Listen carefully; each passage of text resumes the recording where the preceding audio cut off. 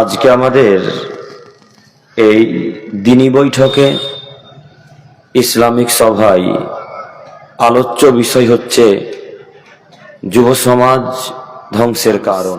জি, আমিও জানি আপনাদের কালিয়াচক আর আমাদের মুর্শিদাবাদের লালগোলা এশিয়া মহাদেশে বিখ্যাত। আজকে যদি আমরা যুবকদের প্রতি লক্ষ্য করে দেখি, 1999টা যুবক, 1999টা যুবক আজকে মোহাম্মদের কথাকে মান্যতা আর জল জ্যান্ত প্রমাণ আপনার ছেলে এখন প্যান্ট এখন নিচে পড়ে আছে। তার জল জ্যান্ত প্রমাণ আপনার ছেলে এখন পর্যন্ত ওই পীরের ধর্মে বিশ্বাসী, এখন পর্যন্ত আপনার মেয়ে ওই পীর ফকির দরবারে বিশ্বাসী। তাই তো আপনার স্ত্রীর ঘাড়ে, তাই তো আপনার স্ত্রীর বাহুতে এখন পর্যন্ত তাবিজ ঝুলে, এখন পর্যন্ত আপনি নাকি আহলে হাদিসের বাচ্চা।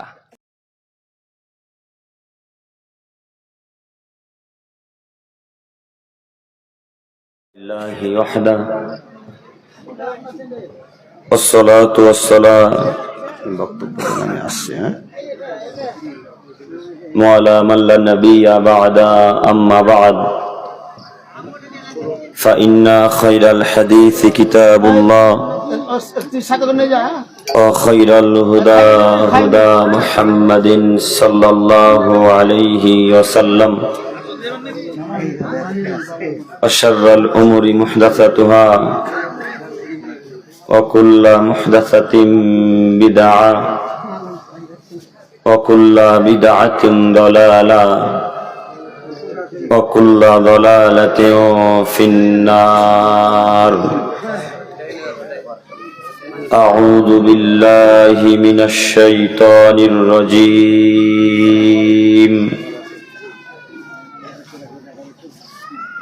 ويل لكل همزة لمزة الآية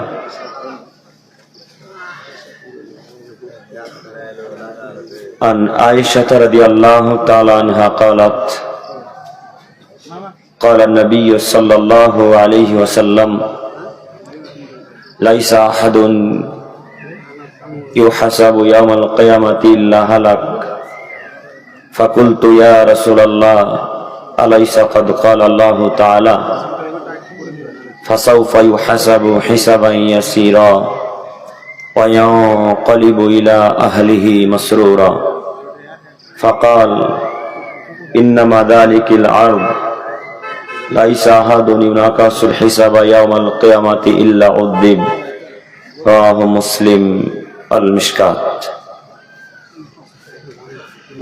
عن أبي هريرة رضي الله تعالى عنه قال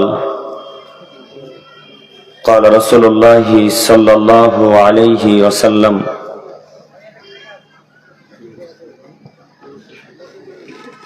ثلاثة لا يكلمهم الله يوم القيامة ولا يزكيهم وفي رواية ولهم عذاب أليم شيخ زان ملك كذاب وعين مستكبر رواه مسلم المشكاة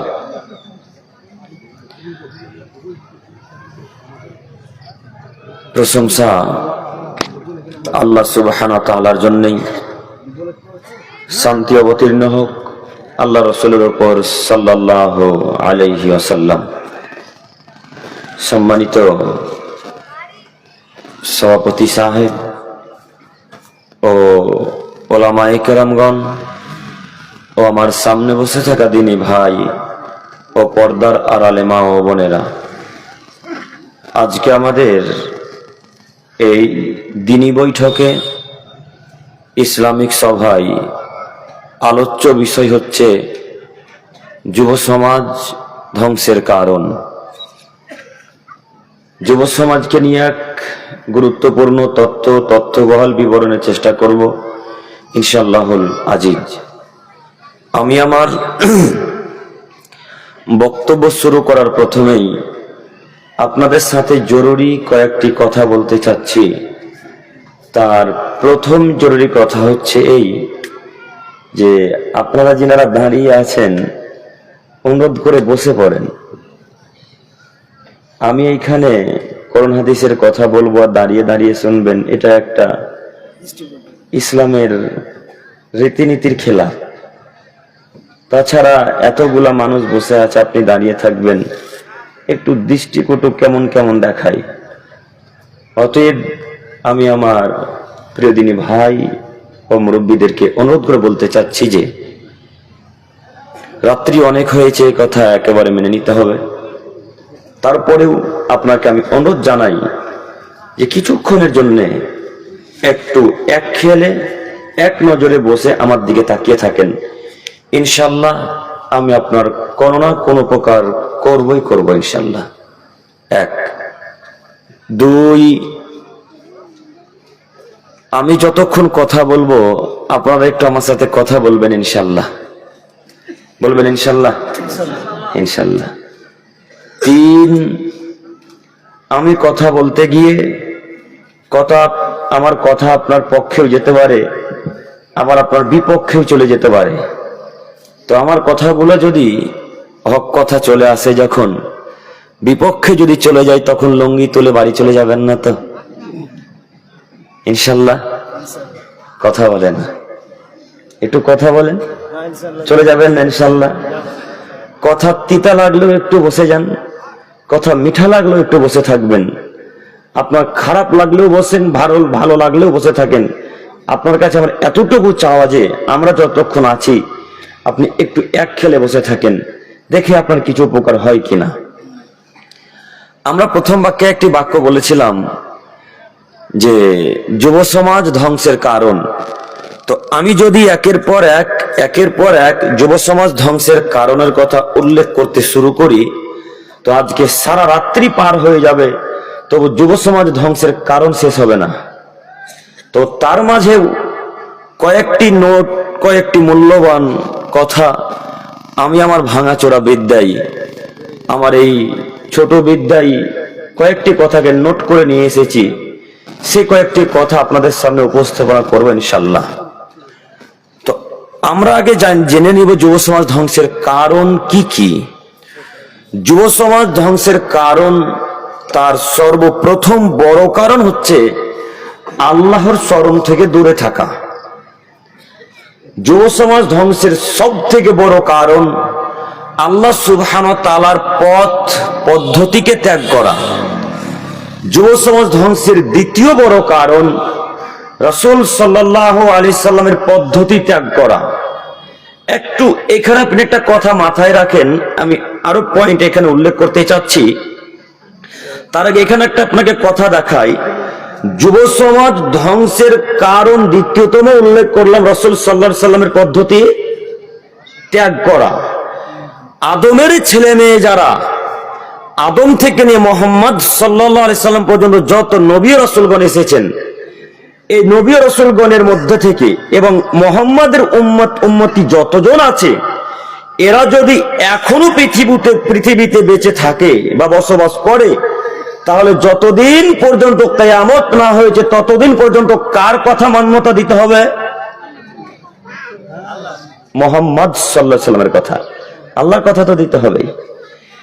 এখন যদি মুসা আলাইহিস সালাম পৃথিবীর বুকে ফিরে আসেন, ফিরে এসে যদি মুসা বলেন, এই আদমের ছেলে মেয়েরা, তোমরা যারা যেখানে আছো, আজকে মুহাম্মাদের ধর্ম ত্যাগ করে আমার ধর্মে দীক্ষিত হও, আমার কথা তোমাদেরকে মেনে নিতে হবে।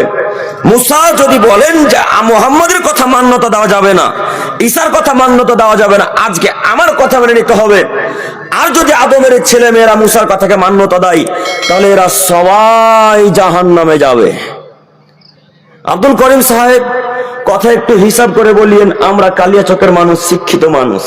জি, আমিও জানি আপনাদের কালিয়াচক আর আমাদের মুর্শিদাবাদের লালগোলা এশিয়া মহাদেশে বিখ্যাত, তাই না? তাতে চোর চুরিতে বাটপাড়িতে হোক আর যে দিক দিয়ে হোক, আর হিরোইন গাঁজাখোর দিয়ে হোক, বাট নাম তো আছে। হ্যাঁ, আব্দুল করিম সাহেব, আমরা শিক্ষিত মানুষ, একটু বিবেচনা করে কথা বলিয়েন। আপনি কেমন কথা বললেন?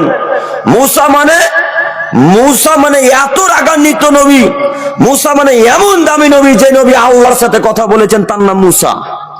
কথা বুঝতে পারেননি তো? তো মুসার ধর্ম যদি আজকে আমরা বিশ্বাস করি, মুসার কথাতে যদি আমরা চলি, রাসূলের পদ্ধতি যদি ত্যাগ করি, তাহলে কেন আমরা জাহান্নামে যাব? কেন আমরা জাহান্নামী হব? এ কথা আমি কিভাবে বুঝাই আপনাকে? আজ থেকে 1450 বছর পূর্বে মুহাম্মদ সাল্লাল্লাহু আলাইহি ওয়াসাল্লাম বলেছেন যে আজ যদি মুসা পৃথিবীর বুকে আসেন, এ আদমের ছেলে মেয়ে তোমরা শোনো, আজ যদি মুসা পৃথিবীর বুকে এসে বলে এ আদমের ছেলে মেয়েরা আমার কথা মান্যতা দিতে হবে, মুহাম্মাদের কথা মান্যতা দেওয়া যাবে না, তাহলে তোমরা সবাই জাহান্নামে যাবে, তোমরা সবাই পথভ্রষ্ট, তোমরা সবাই জাহান্নামী, তোমরা সবাই পথভ্রষ্ট। বলেন তো মুসাকে, মুসা কালিমুল্লাহ, মুসাকে আল্লাহর সাথে কথা বলেছেন, তার নাম কি? কথা আমার বোঝা যায় না মনে হয়। প্রথম বাক্যে বললাম না একটা কথা বলতে হবে আমার সাথে। ওই বর্ডারটা কোন সাইডে? বর্ডারটা এটা দিয়ে যাওয়া যায়? সুজাপুর দিয়ে নাকি? তো তার মানে কাছেই বাংলাদেশ না? তো আমি বুঝতে পারছি আমার বাংলাদেশের সিমে টাওয়ার আছে, তার মানে ভাবছি যে বাংলাদেশ কাছাকাছি চলে এসেছি। হ্যাঁ, তো বাংলাদেশের কাছে থাকছেন, বাংলাদেশের বক্তার এত ফ্যান ফলোয়ার্স, তো ওদের কথা এত বক্তব্য শোনেন, তো বক্তব্যের গতি বুঝতে পারেন না? ওদের নীতি দেখেননি? বক্তার কথা শেষ হতে না হতে ঠিক বলেছেন, চেঁচাই না? তো আমি আপনাদেরকে চেঁচাতে বলছি না, আমি বলতে চাচ্ছি, কথা কি বোঝা যাচ্ছে? আজ যদি মুসা পৃথিবীর বুকে বেঁচে থাকতেন আর যদি বলতেন আমার কথা মান্যতা দিতে হবে, মুহাম্মাদের কথা মান্যতা দেওয়া যাবে না, তাহলে এরা সবাই এখন কোথায় যাবে? জাহান্নামে যাবে। কার কথা? মুহাম্মাদের কথা। মুহাম্মদ সাল্লাল্লাহু আলাইহি ওয়াসাল্লাম বলেছেন, আনা সাইয়্যিদ ইবনে আদম, আমি আদম সন্তানের সর্দার, আমি আদম সন্তানের নেতা, আমি আদম সন্তানের লিডার, লা ফাকরা ফিহি। তবে তোমরা মনে করে নিতে আমার কোনো অহংকার আছে, আমার কোনো অহংকার নেই। আমি শুধু তোমাদেরকে বলে দিতে চাইছি যে আমি আদমের ছেলে মেয়ের নেতা, সর্দার, নবীদের সর্দার, জিনের সর্দার, মানুষের সর্দার, আমি মুহাম্মদ সাল্লাল্লাহু আলাইহি ওয়াসাল্লাম। এমন একটা নামি দামি, এমন একটা বড় নবী, বিশ্ব নবী বলছে মুহাম্মদ যদি মুসার কথাকেও মান্যতা দেয় তাহলে এরা জাহান্নামে যাবে, এরা জাহান্নামে যাবে, এরা জাহান্নামে যাবে। আজকে যদি লক্ষ্য করে দেখি, সমাজে সাহাবান চক বলেন, আর কালিয়া চক বলেন, আর মালদা বলেন, উত্তরপ্রদেশ, দক্ষিণ দিনাজপুর, মুর্শিদাবাদ, জঙ্গিপুর, যেখানকার মানুষ হোক না কেন, আজকে যদি আমরা যুবকদের প্রতি লক্ষ্য করে দেখি, 1999টা যুবক, 1999টা যুবক আজকে মুহাম্মদের কথাকে মান্যতা দেয় না। তার জল জ্যান্ত প্রমাণ আপনার ছেলে এখন প্যান্ট এখন নিচে পড়ে আছে। হ্যাঁ, কথা মিলল না? তার জল জ্যান্ত প্রমাণ আপনার ছেলে এখন পর্যন্ত ওই পীরের ধর্মে বিশ্বাসী, এখন পর্যন্ত আপনার ছেলে মাজারে বিশ্বাসী, এখন পর্যন্ত আপনার মেয়ে ওই পীর ফকির দরবারে বিশ্বাসী। তাই তো আপনার স্ত্রীর ঘাড়ে, তাই তো আপনার স্ত্রীর বাহুতে এখন পর্যন্ত তাবিজ ঝুলে, এখন পর্যন্ত আপনি নাকি আহলে হাদিসের বাচ্চা। আপনাকে আমি দেখাচ্ছিলাম মুসা, মুসা যদি পৃথিবীর বুকে এসে বলেন যে আজকে আমার কথা মানো, মুহাম্মাদের কথা মান্যতা দেওয়া চলবে না, তাহলে তার থাকার জায়গায় যদি জাহান্নাম হয়, আপনার এই 3 নম্বর শ্রেণীর পচা হুজুর, 3 নম্বর শ্রেণীর জর্দাখোর হুজুর, 3 নম্বর শ্রেণীর জর্দাখোর পানখোর হুজুর যদি বলেন যে ইয়া নবী সালাম আলাইকা, ইয়া রাসূল সালাম আলাইকা, ইয়া হাবিব সালাম আলাইকা বলতে হবে, তাহলে এর কথাকে আজকে পয়ের তলে ফেলে ড্রেনের সাহাবান চক কালী চকের মাজারে পুঁতে দিতে হবে, মাটিতে পুঁতে দিতে হবে। এর কথার 1 পয়সা মূল্য নাই। কথা বুঝে আসেনি মনে হয়? যেখানে একজন নবীর কথা মান্যতা চলে না, যেখানে মুসার কথা প্রাধান্য হয় না, সেখানে আপনার পীরের কথা কিভাবে চলে? আমি মনে বোঝাতে পারলাম না। কথা বুঝে আসছে চাচা? যেখানে মুসার কথা চলে না, সেখানে কোন পীরের কথা চলবে না। তো আপনার হুজুর আজানের পরে পরে শুরু করলো কেন? আসসালাতু ওয়াসসালামু আলাইকা ইয়া রাসূলুল্লাহ, আসসালাতু ওয়াসসালামু আলাইকা ইয়া হাবিবাল্লাহ, আসসালাতু ওয়াসসালামু আলাইকা ইয়া নূরাম মিন নূরিল্লাহ। চলে না এলাকায়, চলবে না কথা। আমি জানি আহলে হাদিস এলাকায় চলে না। আমি এদেরকে বোঝাতে চাইছি, যুবক ভাই, আপনার জন্য কথা আমার নোট করে নিয়ে আসা, আপনাকে অনুরোধ জানাচ্ছি, আপনি মুসলমানের বাচ্চা, আপনি আহলে হাদিস, আপনি সালাফি মানহাজের অনুসরণকারী, আপনি মুহাম্মদকে বিশ্বাস করেন, কখন কখন পীর ধর্মে বিশ্বাসী হলেন? আপনি কখন কখন পীর ধর্মে বিশ্বাসী হলেন? আব্দুল করিম সাহেব কই আমরা পীর ধর্মে বিশ্বাসী? যদি পীর ধর্মে বিশ্বাসী নাই হলেন, তো এখন পর্যন্ত হাতে তাবিজ, হাতে কালো ধাগা আছে কেন? হ্যাঁ, যুবকদের হাতে কালো ধাগা নাই গো এখন? আমি দেখিয়ে আঙ্গুল দিয়ে এখন দেখাবো? এখন যদি আপনাকে দেখে দিই যে আপনার হাতে কালো দাগ আছে, আপনি অপমান হবেন। তাই আমি আপনাকে দেখাতে চাইছি না। আমি বলতে চাচ্ছি আপনি কার ধর্মে বিশ্বাসী? কথা বলে না। কার? মোহাম্মদ সাল্লাল্লাহু আলাইহি ওয়াসাল্লামের ধর্মে বিশ্বাসী। তো আপনি কখন কখন পীরের ধর্মে বিশ্বাসী হলেন আমরা তো বুঝতে পারলাম না। কখন কখন মুশরিক হয়ে গেলেন, কখনো কখনো হিন্দু ধর্মে বিশ্বাসী হলেন আমরা জানি না। আমরা যখন হিন্দু ভাইদের সাথে চলাচল করি বা পড়াশোনা করতাম তখন দেখতাম তাদের হাতে লাল ধাগা বাঁধা আছে। লাল ধাগা থাকে না? থাকে না ভাই? তো লাল ধাগা দেখতে পাওয়া যায়। তো তাদেরকে জিজ্ঞাসা করা হয় কেন? তো আমাদের পুরোহিতরা বলেছে যে হাতে কালো ধাগা লাল ধাগা বাঁধলে কবজিতে ব্যথা ভালো হয়, মাজাতে ব্যথা ভালো হয় এবং খাদ্যে বরকত হয়। তো এটা কারা বিশ্বাস করে? হিন্দু ভাইয়েরা। তো আপনি কি হিন্দু ধর্মে বিশ্বাসী? তো আপনার হাতে কেন কালো ধাগা? আপনার হাতে কেন বালা? আপনার হাতে কেন ওই ব্রেসলেট? আপনার হাতে কেন? আপনি কি নিজেকে মুসলমান দাবি করেন না? দেখেন এই যে কোরআন মাজিদ, এই কোরআন মাজিদে একটা আয়াত আছে, একটা সূরা আছে যার নাম লুকমান। নাম মনে নাই? আমি কিন্তু বারবার যুবকদেরকে আকৃষ্ট করার চেষ্টা করছি, এই ছেলে, এই যুবক ভাই আপনি তাকান, আপনাদেরকে বলছি। আমার চাচাদের সাথে আজকে কথা খুব কম, আপনাদের সাথে কথা বেশি। আপনার নীতি পরিবর্তন করতে হবে যে কোনো মূল্যে। এইখানে একটা সূরা আছে, সূরা কয়টা আছে? 114টা না? 114টা সূরার মধ্যে একটা সূরা আছে লুকমান। এই লোকমান সূরাতে লোকমান হাকিম তার ছেলেকে উপদেশমূলক কথা দিয়ে বললেন, ইয়া বুনাইয়া, হে আমার আদরের ছেলে, লা তুশরিক বিল্লাহ, তুমি আল্লাহর সাথে কাউকে শরীক স্থাপন করিও না। ইন্নাশ শিরকা লাযুলমুন আযীম, নিশ্চয় শিরক পৃথিবীর সবথেকে বড় অপরাধ। বলেন তো এই উপদেশ কে কাকে দিচ্ছে? বাপ ছেলেকে দিচ্ছে। বাপ বেটাকে বুঝাচ্ছে যে আব্বু, কালিয়াচক রাস্তাতে যেতে যেতে যেতে যেতে গোলাপগঞ্জ থেকে যাবে যখন তোর মাজার থাকতে পারে, সে মাজার 10 টাকা 20 টাকা 5 টাকা লাল চাদর দিও না। কে বুঝাচ্ছে কাকে? বাপ বেটাকে বুঝাচ্ছে। বাপ বেটাকে বলছে, বেটা যদি হাতে কবজিতে ব্যথা করে তাহলে আল্লাহকে ডাকিও, হাতে কালো দাগা লাল দাগা বেঁধো না। বাপ বেটাকে বলছে, বেটা যদি কখনো বিপদে পড়ো তো আল্লাহকে ডাকে, কোনো পীরের কাছে, কোনো ফকিরের কাছে, কোনো অলি দরবেশের কাছে যেও না। কে কাকে বুঝাচ্ছে? বাপ বেটাকে বুঝাচ্ছে। আচ্ছা একটু আপনারা শিক্ষিত মানুষ বলেন তো দেখি, লোকমান কি কোনো নবী? লোকমান কোনো নবী নয়।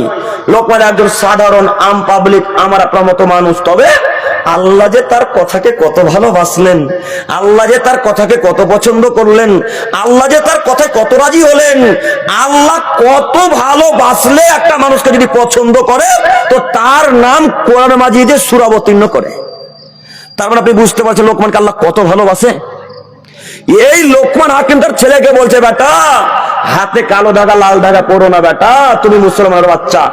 আমি এখন আপনাকে বলতে চাচ্ছি, লোকমান একজন সাধারণ মানুষ, আপনি একজন সাধারণ মানুষ। লোকমান হাকিম একজন সাধারণ পাবলিক মানুষ, আমরা আপনারা একজন সাধারণ পাবলিক মানুষ। তো লোকমান বলতে পারে বেটা হাতে কালো ধাগা দিও না, আপনি বলতে পারেন না। আপনি কি কাপুরুষ বাপ? আপনার কি শরীরে রক্ত নাই? যা আছে সবই কি পুঁজ ভরা? মাথাতে কি মগজ নাই? যা আছে সবই কি গোবর? যদি মাথাতে মগজ না থাকে, যদি গোবর ভরাই থাকে, মালদা মেডিকেল কলেজ গিয়ে কালকে সকাল হতে হতে সব গোবরকে বের করে ফেলে মগজ ভরে ফেলতে হবে, মগজ রাখতে হবে যে কোনো মূল্যে। আপনি কাপুরুষের বাচ্চা, কাপুরুষ। আপনি অশিক্ষিত বাচ্চা, অশিক্ষিত। আপনার দুই চোখের সামনে আপনার ছেলেটা হাতে বালা পরে থাকে, আপনি ঠেকাতে পারেন না?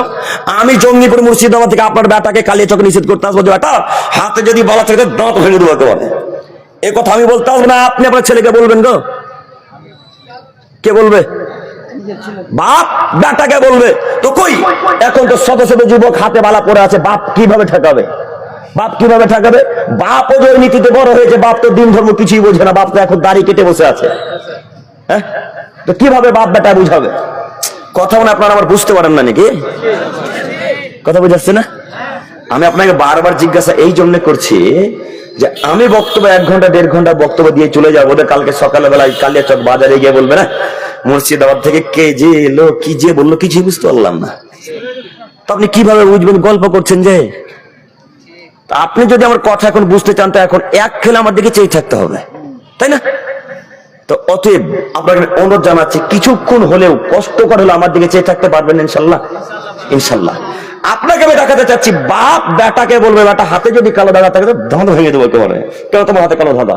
তুমি কি হিন্দু ধর্ম বিশ্বাসী? তুমি কি খ্রিস্টান? তুমি কি নাসারা? তুমি কি ইহুদি? তুমি কি বৌদ্ধ? তুমি কি সাঁওতাল? ওই ঝাড়খণ্ডের সাঁওতাল তুমি? আমরা দেখেছি ঝাড়খণ্ডে যখন পড়াশোনা করতাম, আমরা ঝাড়খণ্ডে পড়াশোনা করেছি, তখন সাঁওতালদের সাথে মাঝে মাঝে ফুটবল খেলতাম, ক্রিকেট খেলতাম, তখন দেখতাম তাদের হাতে লোহার বালা মোটা পড়ে থাকে। তারা দেখেননি আপনারা? তো আপনার ছেলের হাতেও লোহার বালা, আপনার ছেলের হাতেও তামার বালা, আপনার ছেলের হাতে পিতলের বালা, তো তার মাঝে আপনার ছেলের মাঝে কোনো পার্থক্য আমরা করতে পারছি কি? তো কেন আপনার ছেলের হাতে বালা গো? কেন? লোক হাকিম বলতে পারছে বেটা হাতে কিছু করো না, তা আপনি বলতে পারেন না? আপনি কেন বিবাহ করলেন? এই কারণেই আমাদের নবী আসছেন 1450 বছর পূর্বে খুব আফসোস করে বললেন, আরে কাপুরুষ তোরা বিবাহ করিস না, আরে কাপুরুষ তোরা বিবাহ করিস না, আরে কাপুরুষ তোরা বিবাহ করিস না। কেন? তোদের ক্ষমতা হয়নি যে তোরা ছেলে মেয়েকে কন্ট্রোল করবি, তোদের ক্ষমতা হয়নি তোর স্ত্রীকে কন্ট্রোল করবি, তোদের ক্ষমতা হয়নি তোর স্ত্রীকে কন্ট্রোল করবি। আজকে যদি আপনার ক্ষমতা থাকতো তাহলে আপনার কন্যার আপনার স্ত্রী বাজারে ঘুরতো না। আপনি কাপুরুষের বাচ্চা, তাই আপনার স্ত্রী আজকে বাজারে ঘুরেছে। আজকে যদি আপনার ক্ষমতা থাকতো তাহলে আপনার ছেলে হাতে বালা পড়তো না। আল্লাহ নবী বললেন আল্লিক আসাক আলা বাব, আল্লাহ নবী বললেন এটা মনে করেন লাঠি, একটু দেখেন, এটা মনে করেন লাঠি। বাতা বুঝুন? বাতা মুরব্বীরা বেশি বুঝবে, মাটির বাড়ি যাদের, চালের বাড়ি, তারা বাতা বুঝবে না, আর এনাদের বাড়ি তো পাকা, এনারা বুঝবে না। আমরা বুঝি, আমাদের মাটির বাড়িতেও আমরা বুঝি বাতা কাকে বলে। তো আল্লাহ নবী বলছেন আল্লিক আসাকা আলা বাব, আদমের ছেলে মেয়ে শোনো, লাঠিটা তোমরা তোমাদের দরজার বাতার উপরে ঝুলিয়ে রাখিও। বাণী কার? মুহাম্মদ সাল্লাল্লাহু আলাইহি সাল্লামের। আল্লাহ নবী বলছেন আল্লিক আসাকা আলা বাব, আদমের ছেলে মেয়ে তোমরা শোনো, লাঠিটা তোমরা দরজার উপরে ঝুলিয়ে রাখিও। কেন? লাঠি যদি দরজার উপরে ঝুলা থাকে, বাতার উপরে যদি থাকে, তাহলে বাড়ির পুত্রবধূ, বাড়ির কন্যা, বাড়ির স্ত্রী, বাড়ির ছেলে মেয়ে সবাই লাঠি দেখবে আর বলবে বাপরে বাপ, আজকে যদি মেলাতে যাই তাহলে 2 পয়নার বাড়ি পড়বে আমার পিঠের উপরে। না, মেলাতে যাব না। আজকে যদি হাতে বালা পড়ে তাহলে আমার বাপ তো পিঠের উপর দিবে 2-3 পরে, আমি বালা দিতে পারি না। এই কথা কে বলছেন বলেন তো দেখি? মুহাম্মদ সাল্লাল্লাহু আলাইহি সাল্লাম। তারপরে তো কাপুরুষ দিন ধর্ম বুঝেন না, কখন কখন যে আপনি হিন্দু ধর্ম বিশ্বাসী হলেন, খ্রিস্ট ধর্ম বিশ্বাসী আমরা তো জানি না। আপনাকে জানাতে চাইছি আমি যে আপনার ছেলের হাতে বালাটা আজকে 1 মাস থেকে ডান হাতে আছে গো। আমাদের ভাইয়ের হাতে, ছেলের হাতে, বোনের হাতে এরকম বালা 1 মাস যাবত তো বহু দূরের কথা, 1 সেকেন্ড থাকার ক্ষমতা পাবে না। 1 সেকেন্ড তার নাম মুসলমানের বাচ্চা। এটা হলো মুসলমানের পরিবার। আপনার স্ত্রী কেন হিন্দু ধর্মে বিশ্বাসী হলো, আপনার স্ত্রী কেন খ্রিস্টান ধর্মে বিশ্বাস হলো, আপনি জানেন না? তাদের নীতি আছে একটা, তারা এইভাবে বিশ্বাস করে। তাদের পুরোহিতগণ যা বলে তাই মেনে নাই, তাদের পাদ্রীগণ যা বলে তাই মেনে নাই, তাদের খ্রিস্টান পণ্ডিতরা যা বলে তাই মেনে নাই। আমরা তো মুসলমানের বাচ্চা, মুসলমান প্রত্যেকটা আলেমের কথাকে মান্যতা দেবো না যতক্ষণ কোরআন হাদিস না পাবো, তাই না? সাথে সাথে আপনারা আবার আহলে হাদিস মানুষ। আহলে হাদিসের খুসুসিয়ত কি জানেন? আহলে হাদিস ভাইদের খুসুসিয়ত কি জানেন? এদের খুসুসিয়ত একটা খুব ভালো, যে এরা প্রমাণ ছাড়া কথা বিশ্বাস করে না, তাই না? প্রমাণ ছাড়া আহলে হাদিস সালাফি আকীদার মানুষ যারা প্রমাণ ছাড়া কথা বিশ্বাস করে না। কাজে আপনাকে অনুরোধ জানাচ্ছি, আজকের পর থেকে ছেলেকে বলতে পারবো না বেটা আর হাতে বালা দিও না, কথা বলতে পারবো কি আজকে থেকে? আরো আপনাদের মাঝে মাঝে দেখতে পাই ওই হলুদ একটা মালা পরে থাকে, সেটা নাকি পাথর চাপড়ির মালা থাকে না? এই মালাকে ছিঁড়ে আজকে ডেরেনে ফেলে দিতে হবে, এই মালার এতটুকু মূল্য নাই। আমি দেখাতে চাচ্ছিলাম যুব সমাজকে, এ ভাই আপনাদেরকে দেখাতে চাচ্ছি, দেখেন তো আপনার সাথে কথাগুলো আমার মিলে, আমার কথাগুলো মিলছে যুবকদের সাথে? মিলছে। এখন যদি হাতে ব্রেসলেট বা লোহার বালা বা কালো ধাগা বা লাল ধাগা বা ইত্যাদি ইত্যাদি এই যাবতীয় জিনিস থাকে, আজকে এই মুহূর্তে খুলতে পারবো ইনশাল্লাহ? ইনশাল্লাহ, ইনশাল্লাহ। আল্লাহ তোমার কাছে ভিক্ষা চাইছি, যুবকদেরকে তুমি কবুল করো, সকলে বলি আমিন। সম্মানিত উপস্থিতি, বলছিলাম যুব সমাজ ধ্বংসের কারণ রাসূল সাল্লাল্লাহু আলাইহি সাল্লামের পদ্ধতি ত্যাগ করা। যারা মুহাম্মদ সাল্লাল্লাহু আলাইহি সাল্লামের পদ্ধতি ত্যাগ করবে,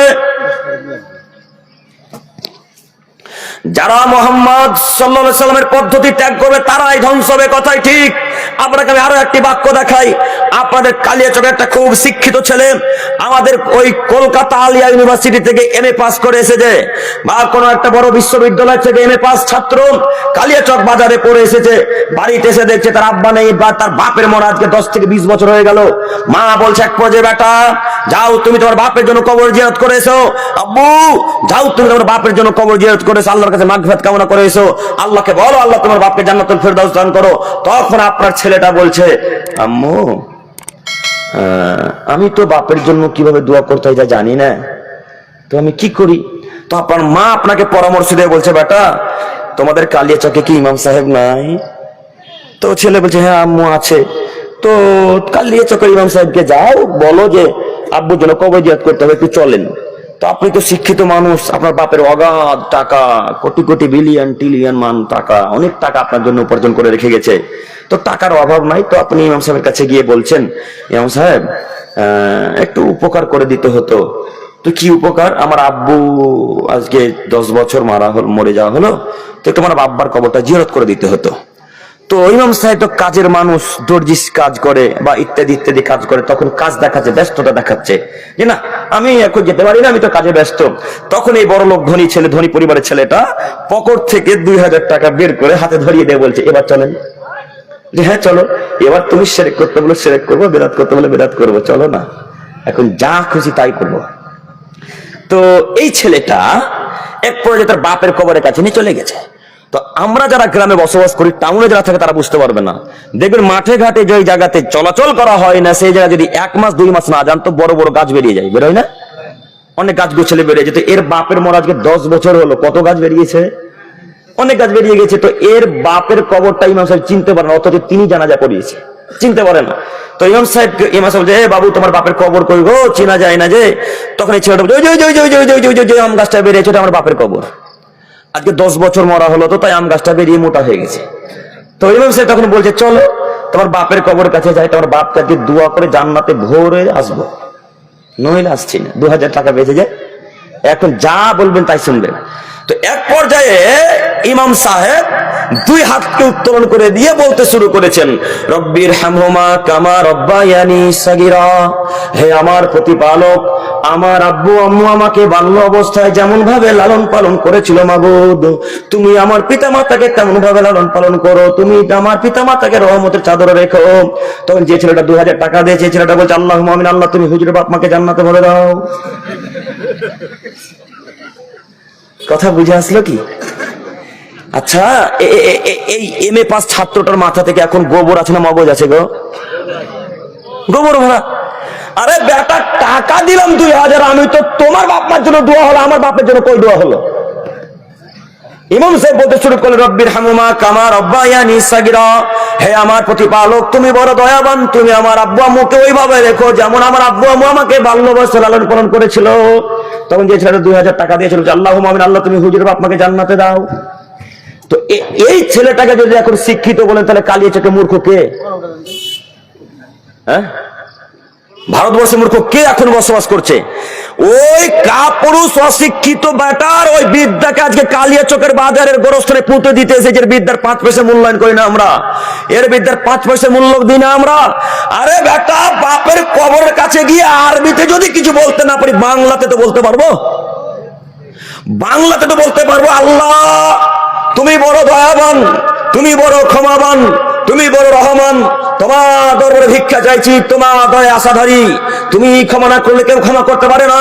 আমার বাপ সাধারণ মানুষ, মানুষ হিসেবে পাপ হবেই, আল্লাহ মানুষ হিসেবে পাপ হতে পারে, তোমার কাছে ভিক্ষা চাইছি মাউদ, তুমি আমার আব্বুর কবর আযাবকে মাফ করো, আমি আমার আব্বুর ছেলে হিসেবে ভিক্ষা চাইছি, আল্লাহ তুমি আমার বাপকে ক্ষমা করো, আল্লাহ তুমি আমার বাপকে ক্ষমা করো। এইভাবে এমএ পাস ছাত্রটা যদি কথা বলতে বলতে বলতে বলতে বলতে বলতে যদি 2 চোখ দিয়ে পানি বের করে দিত, আল্লাহর দোয়া কবুল করতেই করতো, আল্লাহর দোয়া কবুল এই করবে কেন? মুহাম্মদ সাল্লাল্লাহু আলাইহি ওয়াসাল্লাম বলেন, আদমের ছেলে মেয়ে নেক সন্ততি যদি তার পিতামাতার জন্য দোয়া করেন, তার দোয়া কবুল হয়ে যায়। আর ওই হুজুর যদি কান্নাকাটি করে করে করে করে করে দাড়ি, জুব্বা, পাঞ্জাবি, ওয়েস্টকোট, ব্লেজার সব যদি ভিজিয়ে দেয়, তবু এই হুজুরের দোয়া কবুল হবে না। কেন?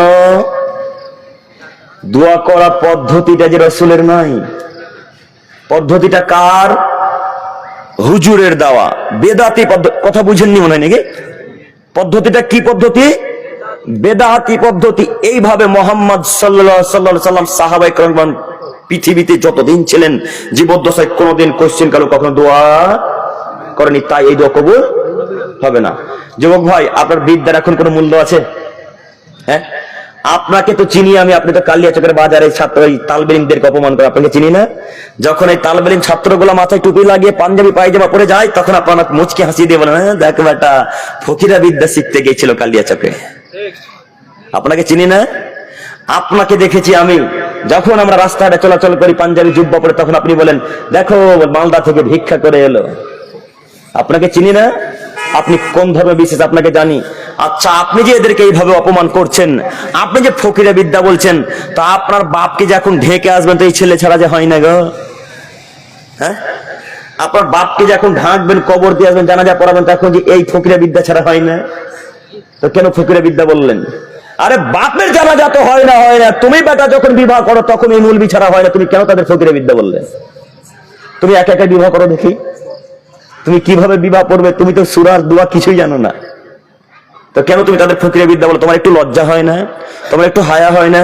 তোমার একটু ইতস্তবোধ হয় না? তোমার তো বোধগম্য থাকা উচিত, তোমার তো হায়াবোধ থাকা উচিত, তোমার ইতস্তবোধ থাকা উচিত। তোমার বাপকে জিজ্ঞাসা করো ওস্তাদদেরকে কেমন সম্মান করতে হয়, তোমার বাপকে জিজ্ঞাসা করো ছাত্রদেরকে কিভাবে সম্মান করতে। তুমি জানো এই ছাত্ররা যখন রাস্তা দিয়ে চলাচল করে তখন আল্লাহর রহমতের ফেরেশতারা এসে তাদের রহমতের চাদর ডানা বিছিয়ে তাদের স্বাগতম জানায় যে আসুন আসুন, আপনি রহমতের দিকে আসুন, আপনি শান্তির দিকে আসুন। এই দোয়া কাদের জন্য ফেরেশতারা করে? এই ছাত্রদের জন্য, তালেবুল ইলমদের জন্য। আর তুমি বেটা যখন রাস্তা দিয়ে চলো তখন ফেরেশতা আসাটা বহু দূরের কথা, তোমার কাছে শয়তানও আসে না। তুমি বেটা কি মনে করো তোমাকে চিনি না? তুমি কেন এদের অপমান করো? তোমাকে অনুরোধ করে যাচ্ছি তুমি নীতি পরিবর্তন করো।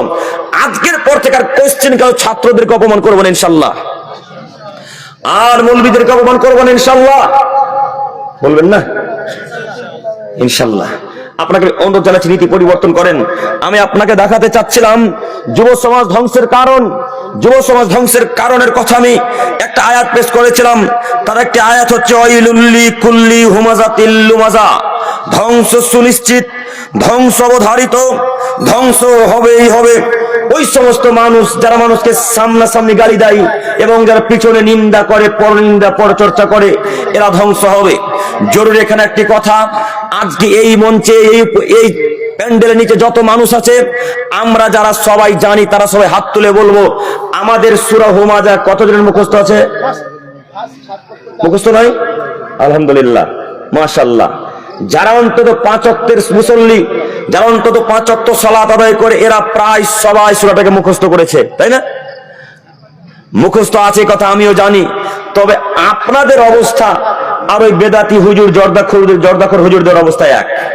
আব্দুল করিম সাহেব, কেন বেদাতি হুজুররা দিন রাত কোরআন পড়ে ইন্নাহু মান ইউশরিক বিল্লাহ, যারা শিরক করে মারা যাবে, ফাকাদ হারামাল্লাহু আলাইহিমাল জান্নাহ, আল্লাহ তার উপর জান্নাতকে হারাম করে দিবে। এ ভাই, আপনারা তালবে ইলম তো নাকি? কোন ক্লাসে পড়েন? নাই আরবি কোন ক্লাসে? মিসকাত পড়ছেন? আলহামদুলিল্লাহ। ওই ভাই, আপনারা মৌলবি নাকি হয়ে গেছেন? আপনারা পড়ছেন এখনো? তো যাই হোক, তো আমি যেটা বলছিলাম, এই যারা আলেম যারা তলেবুল ইলম, যারা আমাদের মানুষ, আমাদের মতো, এরা আমাদের কথা আরবি বললে বুঝতে পারবে ইনশাআল্লাহ, তাই না? তো আল্লাহ বলছেন ইন্নাহু মান ইউশরিক বিল্লাহ, যারা শিরক করে মারা যায়, ফাকাদ হারামাল্লাহু আলাইহিমাল জান্নাহ, আমি আল্লাহ তাআলা তার উপর জান্নাতকে হারাম করে দিলাম। তো এই বাক্য তারা দিন রাত পড়ে, কিন্তু শিরকের ব্যাপার কি বুঝে? আপনিও 5 ওয়াক্ত সালাতে জোহরের সময় বললেন, আজকেই বলেছেন, আসরের সময়, মাগরিবের সময় বলেছেন ওয়াইলুল লিকুল্লি হুমাযাতিল লুমাযা আল্লাযী জামাআ মালা ওয়া আদ্দাদা, বলেননি? বলেছেন, কিন্তু অর্থ বুঝেন না। আপনাকে আমি কি দিয়ে বুঝাই আল্লাহর বাণী? আল্লাহ বলছেন ধ্বংস অবধারিত, ধ্বংস সুনিশ্চিত, ধ্বংস হবেই হবে ওই সমস্ত মানুষ যারা মানুষকে সামনাসামনি গালি দেয় এবং পিছনে যারা নিন্দা পরনিন্দা পরচর্চা করে, ধ্বংস হবে। একথা আল্লাহ বলছেন। একটু যুবক ভাই, আপনাকে যে আমি শতদিন বক্তব্যের মাঝে বলেছি, কেউ যদি আপনাকে সালা বলে গালি দেয় তো বহুনু বলে বাড়ি চলে আসেন, বলিনি? তো আপনি কেন পাল্টা গালি দিতে গেলেন? আপনাকে আমি শতদিন বলেছি, কেউ যদি আপনাকে এক থাপ্পড় বাম গালে মেরে দেয় তো ডান গালটা সামনে দিকে এগিয়ে দিয়ে বলবেন এই গালে মার, তারপর বাড়ি যাবো। কেন আপনি পাল্টা গালি দিলেন?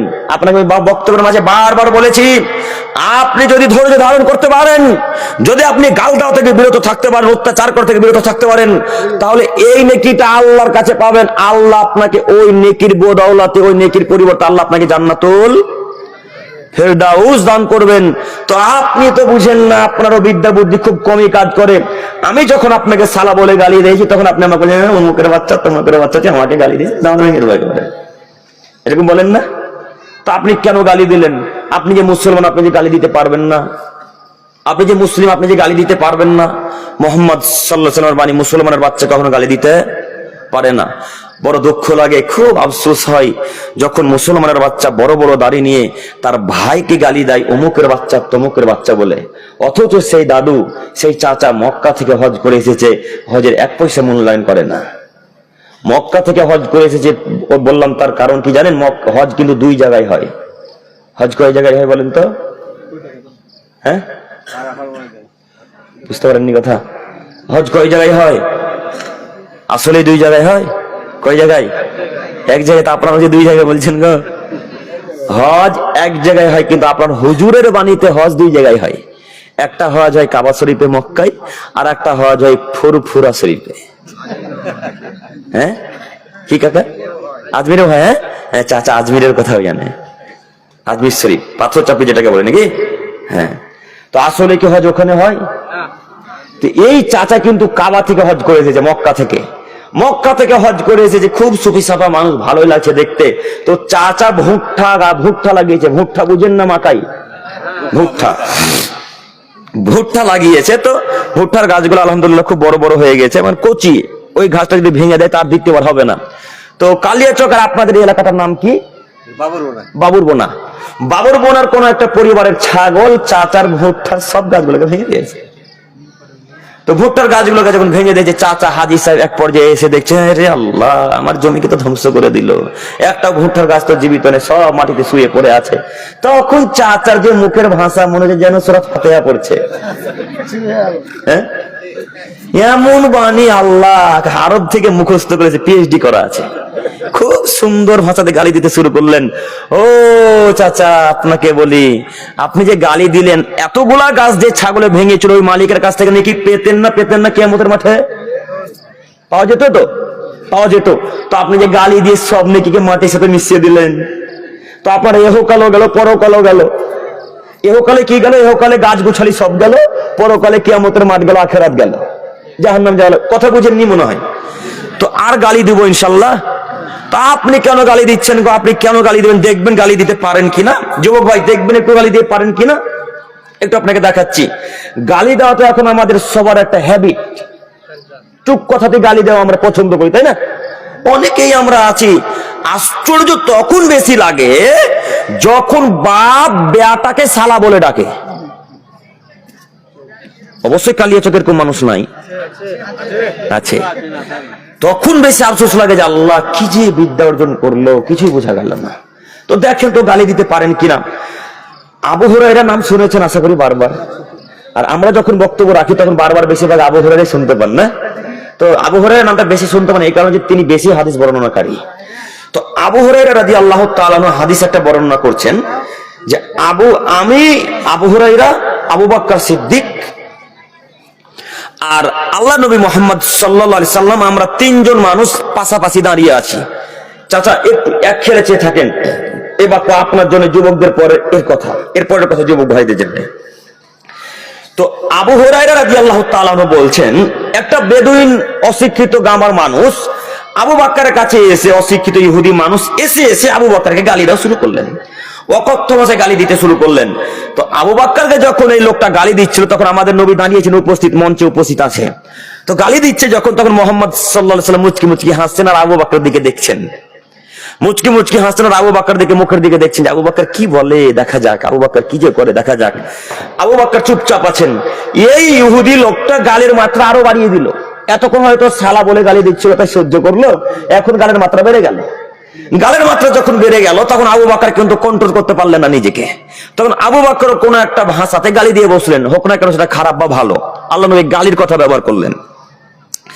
তো আবু বকর যখন গালি দিলেন, তখন মুহাম্মদ সাল্লাল্লাহু আলাইহি সাল্লাম তার কাছ থেকে লাফ দিয়ে উঠে দূরে চলে গেলেন। কে গেলেন দূরে? মুহাম্মদ সাল্লাল্লাহু আলাইহি ওয়াসাল্লাম। বক্তব্য একটু বোঝার চেষ্টা করেন। তো মুহাম্মদ সাল্লাল্লাহু আলাইহি ওয়াসাল্লাম যখন দূরে চলে গেলেন আবু বকরের কাছ থেকে, তখন আবু বকরের মাথা তার কাজ করে না। ব্যাপারটা কি? ইহুদি লোকটা যখন গালি দিয়েছিল তখন তো আল্লাহ নবী মুচকি মুচকি হাসছিল, দাঁড়িয়েছিল। আমি যেমনই গালি দিলাম তেমনই আল্লাহ নবী চলে গেল কেন? কি যে হলো আমি তো বুঝতে পারলাম না। আবু বকর তাড়াহুড়া করে মুহাম্মদ সাল্লাল্লাহু আলাইহি ওয়াসাল্লামের কাছে গেল। আচ্ছা, আমি যে বারবার মুহাম্মদ বলছি সাল্লাল্লাহু আলাইহি ওয়াসাল্লাম বলছেন, আপনারা বলছেন তো? বারবার বলবেন সাল্লাল্লাহু আলাইহি ওয়াসাল্লাম।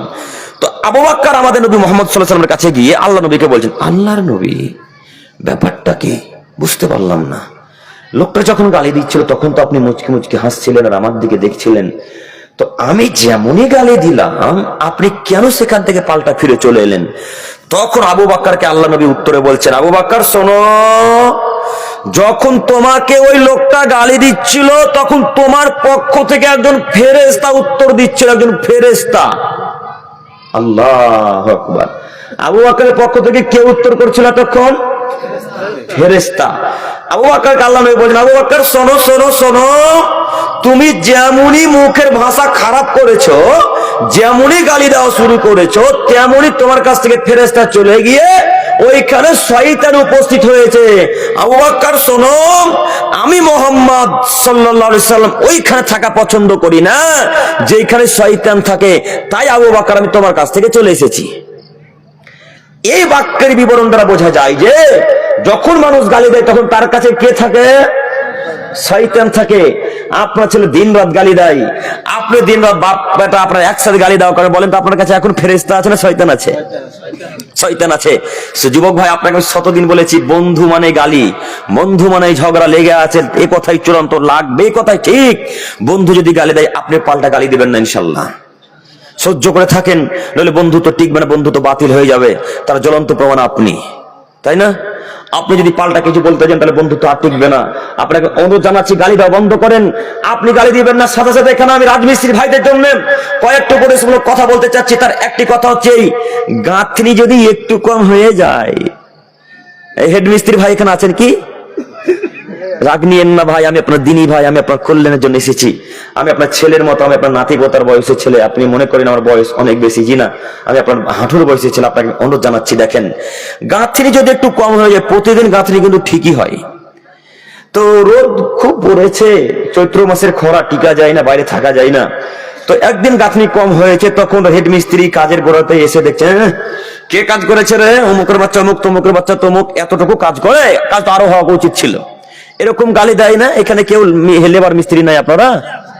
গালি কি হয় এরকম? আমার কথাটা ভুল হচ্ছে? হয়। আর একটা কথা বলি, পাট লাগান আপনারা?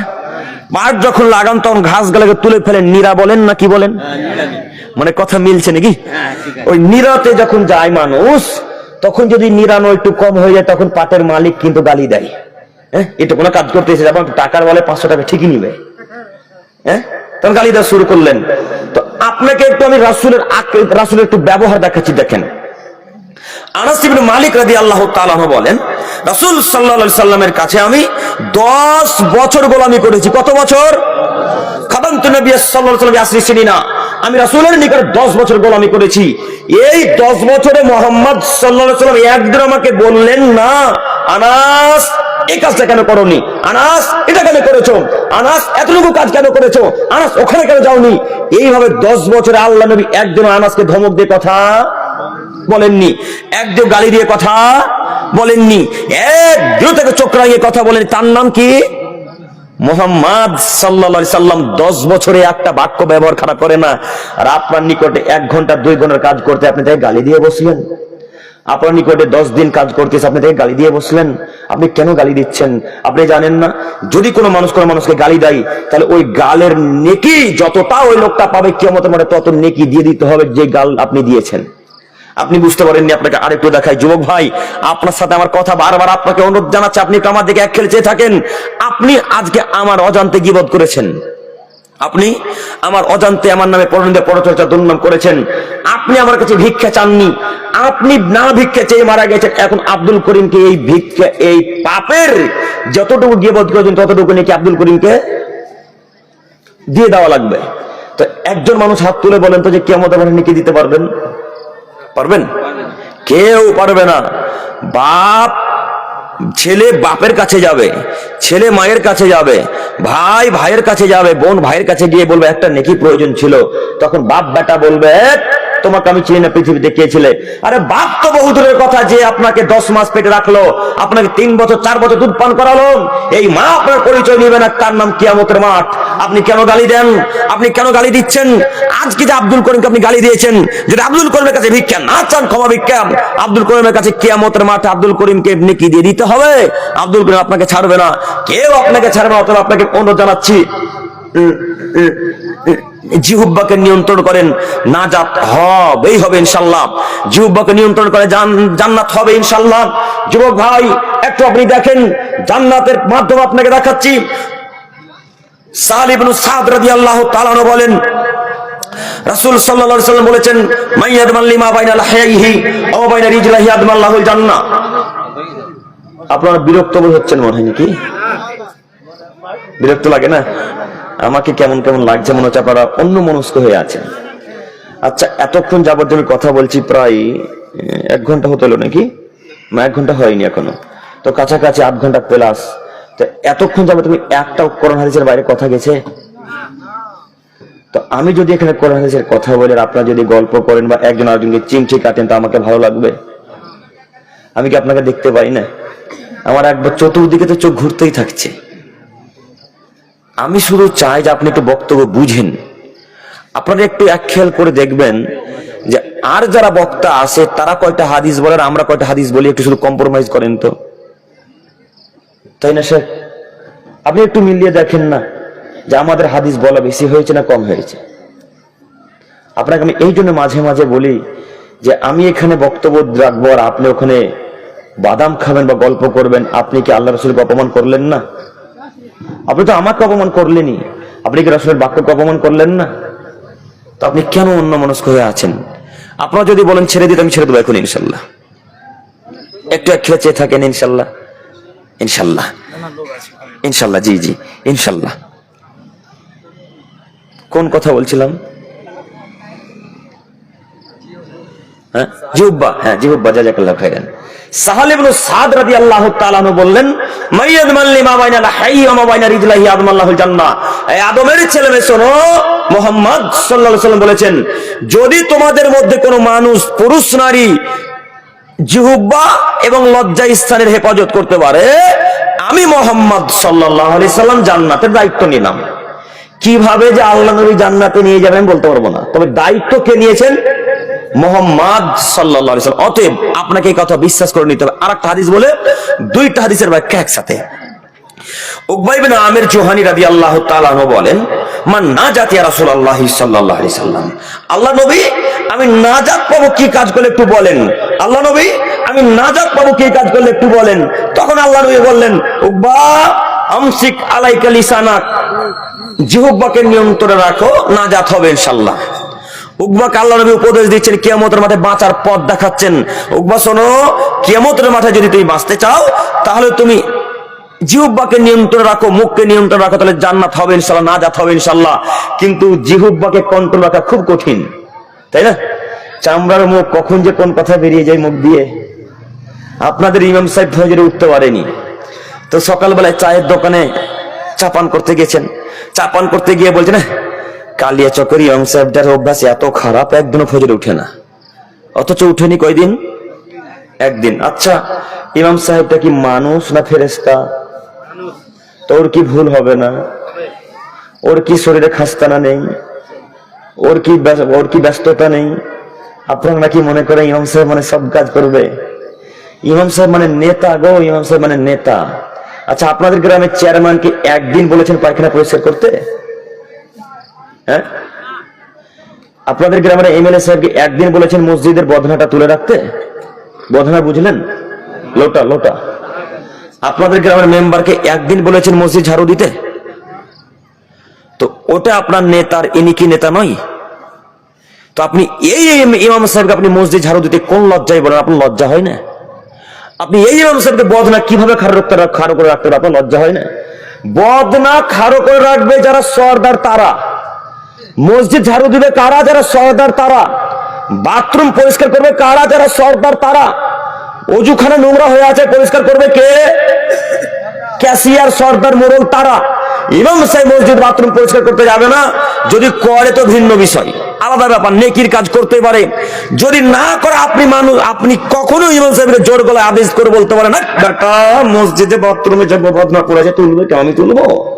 এই কথা এক সেকেন্ডের জন্য, এক মুহূর্তের জন্য বলতে পারেন না। তার নাম ইমাম সাহেব, তার নাম নেতা মানুষ। আপনি কেন তাকে আদেশ করেন?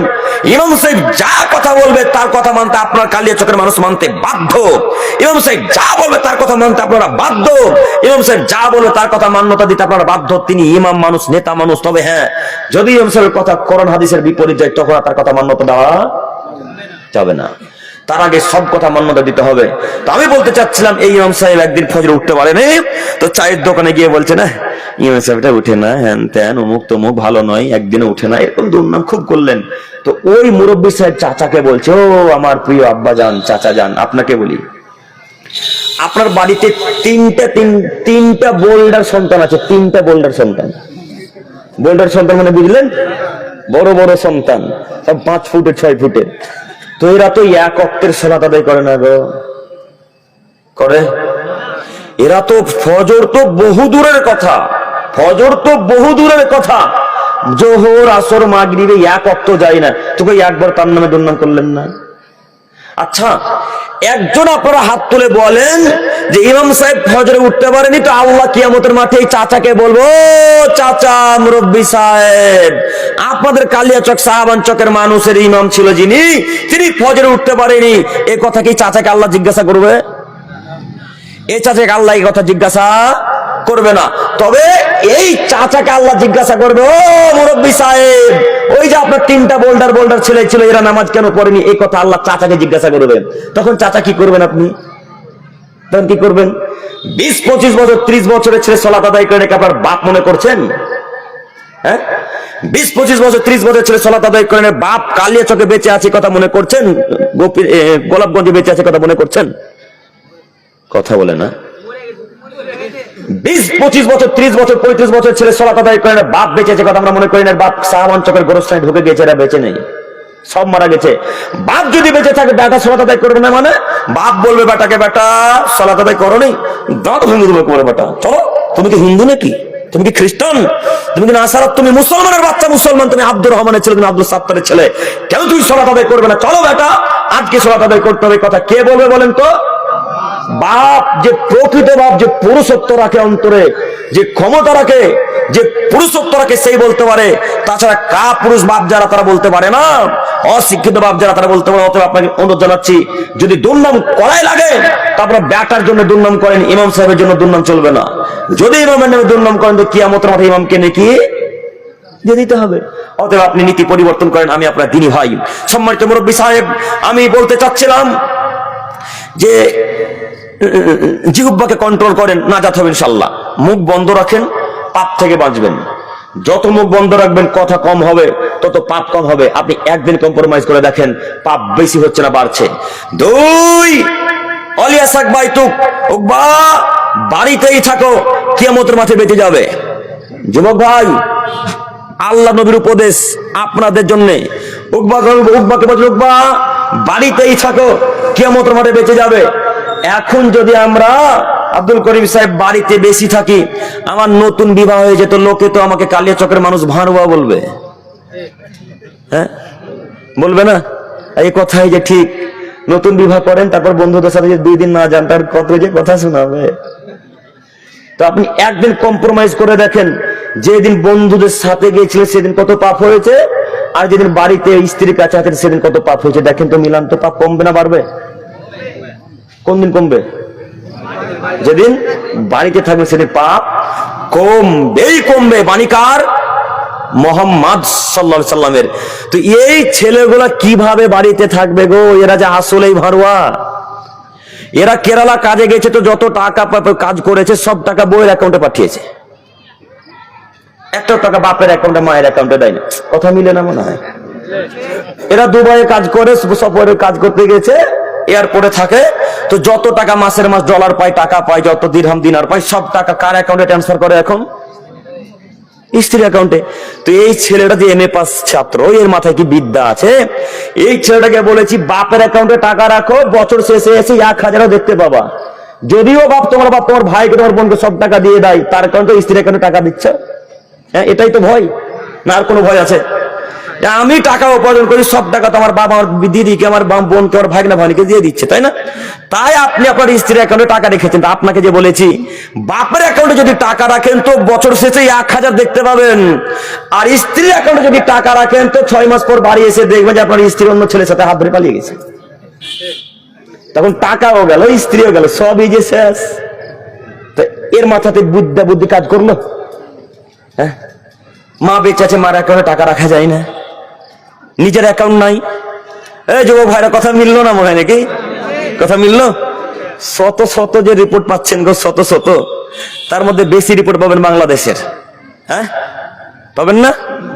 কত খবর নিবেন আপনি? ওদের অভ্যাস এত খারাপ, ওরা দুবাই, আরব আমিরাত, ওই মালয়েশিয়া, কাতার, এইগুলা তার বছরের পর বছর কাটিয়ে দেয়। তারা অনেক দিন থাকতে পারে। তো যত টাকা সব স্ত্রীর অ্যাকাউন্টে এসে দেখছে স্ত্রীও নাই, আমার টাকাও নাই, সবই শেষ, লাভ। হ্যাঁ, তো আপনারা কি আজকের পর থেকে এই নীতি গ্রহণ করবেন নাকি? আজকের পর থেকে আর স্ত্রীর অ্যাকাউন্টে টাকা দেবো না। সম্মানিত মা বোন, আমি আপনাকে অপমান করতে আসিনি, আমি আপনার ছেলের মতো। আজকে যদি আমার মায়েরা আমার এই কথা বিশ্বাসী হয়ে যায়, তো এরা গাল দিয়ে থইবে না আমাকে, জেরার বেটা কি যে বলতেছে, আর টাকা দিবে না আমাকে, আর দিবে না স্বামীরা টাকা। না, আমি কিন্তু আপনাদেরকে টাকা দিতে নিষেধ করিনি, টাকা দিবেন, কিন্তু অ্যাকাউন্টে তার রাখবেন না। টাকা মাসে 10,000 প্রয়োজন 10,000ই দেন, মাসে 5,000 প্রয়োজন 5,000ই দেন, সপ্তাহে 2,000 প্রয়োজন 2,000ই দেন। টাকার দিক দিয়ে কৃপণতা অবলম্বন করবেন না ইনশাল্লাহ। যদি আপনি কৃপণতা অবলম্বন করেন, বখিলতা দেখান, তাহলে কিন্তু আর জান্নাত হবে না। আল্লাহ নবী বলে, লা ইয়াদখুল জান্নাতা বাখিল, যারা বখিল কৃপণ মানুষরা জান্নাতে যাবে না। ছেলে মেয়ের পিঠে যত টাকা খরচ করতে হয়, ছেলে মেয়েকে যেই যেভাবে খাদ্য খাওয়াতে হয় সেভাবে খাওয়ান, কৃপণতা করে ছেলে মেয়েকে কষ্ট দিবেন না ইনশাল্লাহ। সম্মানিত মা বোন, আমি আপনাকে অপমান করিনি, আমি আপনার ছেলের মতো, আমি আপনাকে আমার অন্তঃস্থল থেকে ভালোবাসি। অতএব আপনাকে অনুরোধ জানাচ্ছি, বাড়িতেই থাকেন, কিয়ামতের মাঠে বেঁচে যাবেন ইনশাল্লাহ।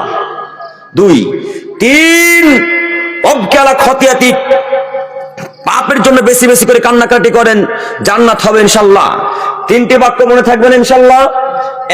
1, যুবক বাক্যে নিয়ন্ত্রণ রাখবো যুবক ভাই।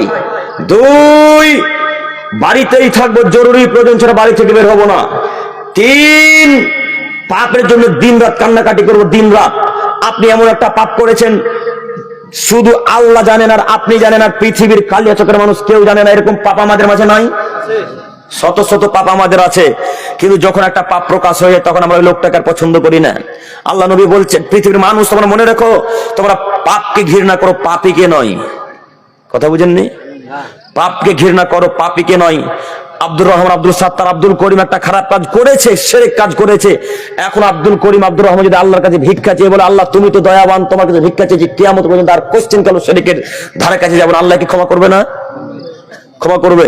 তো আপনি আব্দুর রহমানকে ওই নজরে দেখছেন কেন? যেহেতু শিরক করেছে, তো মাজার পূজারী মানুষ, এ ভালো নয়। এইভাবে আজকের পর থেকে আর এই কথাটা খেয়াল রাখবেন ইনশাল্লাহ। হতে পারে ওই লোকটা তওবা করেছে, হতে পারে না। আল্লাহ নবী বলছেন, যখন কোন মানুষ তওবা করে তখন সেই লোকটা অতীব পরিষ্কার পবিত্র হয়ে যায়। আল্লাহ তাআলা বলছেন, যখন তোমরা বেশি পাপ করে নিয়েছো, আমার কাছে ভিক্ষা চাও, তোমরা আমার দয়া থেকে নিরাশ হয়ে যাও না। তোমরা আমার দয়া থেকে নিরাশ হয়ে যাও না, আমি তোমাদেরকে ক্ষমা করে দেবো। আমার দয়ার আধার, আমার অনেক দয়া, আমার অনেক ক্ষমা, আমি তোমাদেরকে ভিক্ষা করে ক্ষমা করে দিতে পারি। তোমরা আমার দয়া থেকে নিরাশ হয়ে যাও না। অতএব যুবক ভাই, আপনাকে অনুরোধ জানাচ্ছি, পাপকে ঘৃণা করেন, পাপীকে নয়। আপনি আজকে থেকে তার সাথে ভালো আচরণ করেন। আমি আপনার দিনী ভাই হিসাবে আপনাকে আমি অনুরোধ জানাচ্ছি, আপনি আমার কথাকে মান্যতা দেওয়ার চেষ্টা করেন। বলছিলাম যে পাপের জন্য বেশি বেশি কান্নাকাটি যদি করেন তাহলে নাজাত হয়ে যাবেন, সালে কথা আল্লাহ নবী বলছেন। আপনাকে দেখাতে গিয়ে যতদূর চলে এলাম, সেটা হচ্ছে আপনি একটা গোপন পাপ করেছেন, গোপন পাপ করে গভীর রাত্রে উঠে যান। গভীর রাত্রে উঠে গিয়ে এক পর্যায়ে আল্লাহ তাআলাকে শেষ পর্যায়ে বলেন, আল্লাহ তোমার কাছে ভিক্ষা চাইছি, তুমি ছাড়া কেউ জানে না আমার পাপ। একটু আল্লাহর কাছে যখন ভিক্ষা চাইবেন তখন পাপগুলোকে স্বীকার করবেন। আল্লাহর কাছে যখন ভিক্ষা চাইবেন পাপগুলোকে স্বীকার করবেন যে আল্লাহ আমি এই পাপ করেছি, তুমি আমার পাপ ক্ষমা করো। যদি পাপ স্বীকার করে আল্লাহর কাছে ভিক্ষা চান, আল্লাহ অতীব তাড়াতাড়ি ভিক্ষা করেন, ক্ষমা করে দেন, ভিক্ষা দেন। অতএব পাপ স্বীকার করে ভিক্ষা চাইবেন। সম্মানিত মুরব্বী সাহেব, আমি আপনাকে বলতে চাচ্ছিলাম দোয়া করতে হবে রাসূলের পদ্ধতিতে। তো আপনি এমন ভাবে হাত তুললেন 5 ওয়াক্ত সালাতের পর, এভাবে দোয়া করলেন আলহামদুলিল্লাহ রাব্বিল আলামিন বিহাক্কি লা ইলাহা ইল্লাল্লাহ। দোয়া হলো? এটা দোয়া হলো না। কবুল যদি দোয়া করাতে হয় তাহলে রাসূলের পদ্ধতি দিয়ে দোয়া করতে হবে। আব্দুল করিম সাহেব, রাসূলের পদ্ধতি একটু বলে যাবেন। জি, বলতে এসেছি। রাসূলের পদ্ধতি হচ্ছে দোয়া করার পূর্বে আগে সূরা ফাতিহা পাঠ করা লাগে, আলহামদুলিল্লাহি রাব্বিল আলামিন পড়েন যতদূর পারেন। তারপরে রাসূলের উপর দরুদ পাঠ করেন সুন্দর করে। তারপর আরবিতে যা যা জানেন, রব্বানা আতিনা ফিদ দুনিয়া হাসানাহ, রব্বানা যালামনা আনফুসানা, যাবতীয় যত দোয়া জানেন সব বলেন, বুঝতে পারেন না? তারপরে বাংলাতে যা জানেন সব বলেন। এরপরে পাপকে স্বীকার করে আপনি আল্লাহকে বলেন, আল্লাহ তুমি তো দয়াশীল, তুমি জান্নাতের মালিক, তুমি জাহান্নামের মালিক, তুমি কবরের মালিক, তুমি সারা পৃথিবীর মালিক, তুমি তো বাদশার বাদশা, তুমি রাজার রাজা, তোমার দয়া ছাড়া পৃথিবীতে কেউ টিকতে পারে না। এইভাবে তার প্রশংসা করবেন ইনশাল্লাহ। প্রশংসা করার পর শেষ পর্যায়ে এবার বলেন, আল্লাহ আমি শিরক করেছি, বুঝতে পারিনি, তুমি ক্ষমা করো। আল্লাহ আমি অমুক জায়গাতে এই পাপটা করেছি, তুমি ক্ষমা করো। এইভাবে যদি আল্লাহর কাছে ভিক্ষা চান, আল্লাহ ক্ষমা করবেন ইনশাল্লাহ। কিন্তু যুবক ভাই মনে রাখবেন, ফুফুর জমি যদি মেরে খেয়ে কাবা শরীফে আল্লাহর কাছে ভিক্ষা চান, আল্লাহ ক্ষমা করবে না। ফুফুর জমি যে কালিয়াচকে কত লোকের কাছে আছে। ফুফুর জমি বুঝতে পারলেন না? পিসির জমি, পিসির নাই কালিয়াচকে। আচ্ছা যুবক ভাই, আপনি তো শিক্ষিত ছেলে গো, আমরা মনে করি আমরা আসলে আপনাদের শিক্ষিত দাবি করি কেন? এখন যত মানুষ পরিবর্তন হয়েছে, আগে আমরা এত মানুষ দেখিনি, যদিও মানুষ ভিতরে পাপ করে কিনা। এখানে একটা অ্যাপস পাওয়া যায়, চ্যাট জিপিটি আছে না? জানেন তো আপনারা সবাই? এআই জানেন না? এআই এর যে কত ক্ষমতা দিয়েছে, দাজ্জালের মতো ক্ষমতা কাছাকাছি। হ্যাঁ, দাজ্জাল মানুষকে চিড়ে ফেলে এদিকে ফেলে দিবে একটা, এদিকে একটা ফেলে দিবে, আবার বলবে জীবিত করবো, দেখবা। লোকের বলবে হ্যাঁ জীবিত করতে হলে তোমাকে আল্লাহ বলে স্বীকার করবো। তখন দাজ্জাল এই মৃত্যু মানুষটাকে আবার জীবিত করে দিবে। তখন এরা বলবে যাদের ইমানে তারা, হ্যাঁ তুমি আল্লাহ, তুমি আল্লাহ, তুমি আল্লাহ। তো এটা কার ক্ষমতা? দাজ্জালের। তো এআই এর কত ক্ষমতা দেখবেন। আমি আব্দুল করিম আমিনুল ইসলাম আপনাদের এই কালিয়াচক এলাকায় বক্তব্য রাখছি। আপনি কালিয়াচক মেন স্টানে যেখানে খুব সুন্দর চা বানাই না, ওই চায়ের দোকান থেকে আপনি আমাকে এখন শুট করে মেরে ফেল দিতে পারেন, এখন ফায়ার করতে পারেন। আপনি এখানে নাই, তবুও এর নাম এআই। কথা বুঝতে পারেননি মনে হয়। আমি এখানে বক্তব্য রাখছি, আপনি বাড়িতে বসে আছেন, এআই দিয়ে আপনি আমাকে গুলি করে কপালে হত্যা করতে পারেন। এর ক্ষমতা আপনারা জানেন না ভাই? এআই। আমি জঙ্গিপুরে বাড়িতে আছি, অথচ এআই এর মাধ্যমে দেখাচ্ছে আব্দুল করিম কালিয়াচকের পার্কে আব্দুল করিম একটা মেয়েকে নিয়ে বসে আছে, তার নাম এআই। আমি আব্দুল করিম আমিনুল ইসলাম, আমি বাড়িতে ভাই বোন আত্মীয় স্বজন মায়েদের সাথে গল্প করছি। তো আপনারা দেখছেন যে আব্দুল করিম অমুক জায়গাতে একটা মেয়েকে নিয়ে গল্প করছে, তার নাম এআই। এই জন্য আপনাকে মাঝে মাঝে বলেছি, প্রত্যেকটা ভিডিও সব বিশ্বাস করতে হয় না, তাই না? তো আপনারা তো মানুষের পিছনে পড়ে আছেন, কখন তাকে নিচে নামা যায়, কখন তাকে নিচে নামা যায়, এই আশাতে তো আপনারা আছেন। হিংসা যে কত মানুষের অন্তর্বিয়ে ব্রেনে কাজ করে তা আল্লাহ জানে। হিংসা যে কত মানুষের আল্লাহ জানে। তো আমি আপনাকে অনুরোধ করতে চাচ্ছি যে চ্যাট জিপিটিতে কথা যা বলবেন তাই আপনাকে দিবে, তাই না? তো একটু জ্ঞান চর্চা করেন না, একটু জ্ঞান অর্জন করেন। চ্যাট জিপিটিকে বলেন যে আমি অমুক জিনিসটা নিব, আপনাকে অমুক জিনিসটা দিয়ে দেবে। আপনি চ্যাট জিপিটিকে এখন বলেন যে আব্দুল করিম আমিনুল ইসলামকে আপনি চেনেন, তো চ্যাট জিপিটি বলবে হ্যাঁ, তখন আব্দুল করিমের ফটো দিয়ে দেবে, তার নাম চ্যাট জিপিটি। আপনি চ্যাট জিপিটিকে যেইভাবে প্রশ্ন করবেন সেই ওইভাবে উত্তর দিবে। চ্যাট জিপিটিকে যদি আপনি এইভাবে প্রশ্ন করেন যে এই চ্যাট জিপিটি মোহাম্মদ কিসের তৈরি, তখন চ্যাট জিপিটি বলবে মোহাম্মদ নূরের তৈরি। মোহাম্মদ কিসের তৈরি? আসলে মাটির তৈরি। যারা সালাফি আকীদার মধ্যে তারা কি বিশ্বাস করে? হ্যাঁ হ্যাঁ,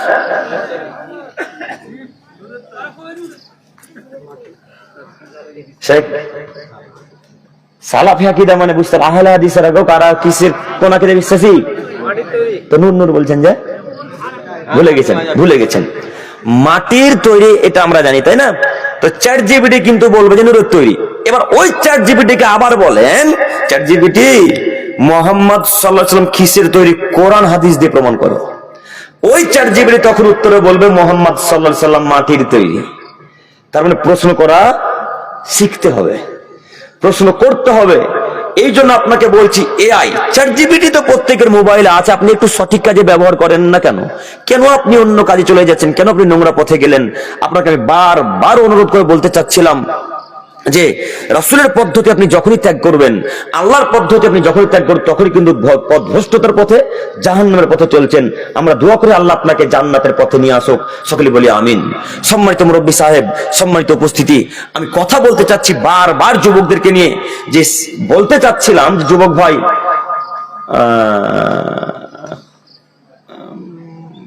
কোন কথা যে বলছিলাম, দোয়া, ও ঠিক, জাযাকাল্লাহ, আল্লাহ ব্রেন শক্তি বাড়াও, আমিন। তো দোয়া কবুলের বিষয়টা হচ্ছে এরকম যে আপনি যদি হারাম পোশাক পরে দোয়া করেন, আল্লাহ দোয়া কবুল করবে না। আমার এই টুপিটা কিন্তু হারামের কিনা, আসলেই না, মনে করেন কিছুক্ষণের জন্য এই টুপিটা হারাম টাকার কিনা। আমি রাত্রি 2:30টার সময় উঠে, ফজরের কিছুক্ষণ আগে 3:30টার সময় উঠে আল্লাহকে বলছি, আল্লাহ তুমি আমার দোয়া কবুল করো, আল্লাহ তুমি আমার টাকাতে বরকত দাও, আল্লাহ তোমার ছেলে মেয়েকে বড় করো, আল্লাহ তোমার পরিবার সুখ শান্তি ফিরিয়ে দাও। এইভাবে কান্নাকাটি করেই যাচ্ছি, আল্লাহকে বলেই যাচ্ছি। আল্লাহ এক পর্যায়ে বলবেন, ও আব্দুল করিম সাহেব, এই টুপিটা খুলে ফেলো, তাহলে দোয়া কবুল হবে। কেন? টুপিটা যে হারামের তৈরি। আপনার যদি হারামের এতটুকু পোশাক থাকে, তাহলে আল্লাহ দোয়া কবুল করবে না। তো আপনি 35 বছর থেকে দোয়া করছেন, দোয়া কবুল হয় না, তো দোয়া কিভাবে আল্লাহ কবুল করবে? যে জুব্বাটা পরে দোয়া করছে, এটা যে হারামের টাকার, হ্যাঁ, আল্লাহ যে দোয়া কবুল করবে না। অতএব আপনাকে অনুরোধ জানাচ্ছি, যদি দোয়া কবুল করতে চান, তাহলে একেবারে স্বচ্ছ পবিত্র টাকা দিয়ে পাঞ্জাবি, পায়জামা, টুপি কিনে তারপর আল্লাহকে ডাকতে হবে। মনে থাকবেন ইনশাল্লাহ? থাকবে তো ইনশাল্লাহ? ইনশাল্লাহ। সম্মানিত তিনি ভাই, এরপরের বাক্য আপনাদেরকে দেখাচ্ছিলাম, খারাপ না অসৎ বন্ধু গ্রহণ করা। যুবক ভাই, এবার আপনার জন্য খুব কঠিন হয়ে গেল। অসৎ বন্ধু, খারাপ বন্ধুকে ত্যাগ করতে হবে, নইলে আপনি কখনো কোশ্চিনকালে সফলতা অর্জন করতে পারবেন না। আপনি বাক্য আমার মিলিয়ে দেখেন, খারাপ বন্ধুকে যদি ত্যাগ না করেন, তাহলে আপনি একদিন বিড়ি পান করবেন, এই কথা ঠিক।